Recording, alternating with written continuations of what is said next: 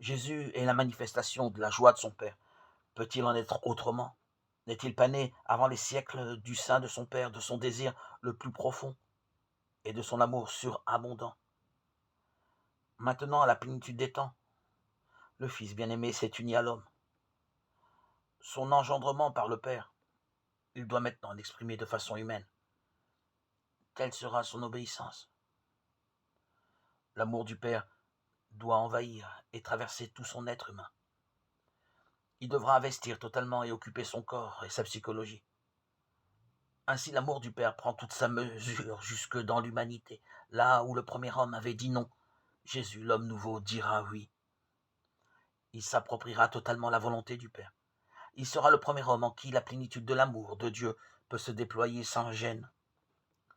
Son obéissance était cela, et aussi sa mort. Et les deux expriment son amour. Telle est aussi sa prière. Il est remarquable qu'au baptême et à la transfiguration, la parole du Père a été une réponse à une prière de Jésus. Selon sa coutume, l'évangéliste Luc a soigneusement noté ce détail. Tandis que Jésus priait, le ciel s'ouvrit et la voix du Père retentit, Luc 3, 21. Et il était de nouveau en prière quand son visage soudain se transfigura et ses vêtements devinrent blancs comme neige, Luc 9, 29. Sa prière était abondant amoureux à la volonté de son Père à mesure que la volonté du Père se manifestait davantage en elle.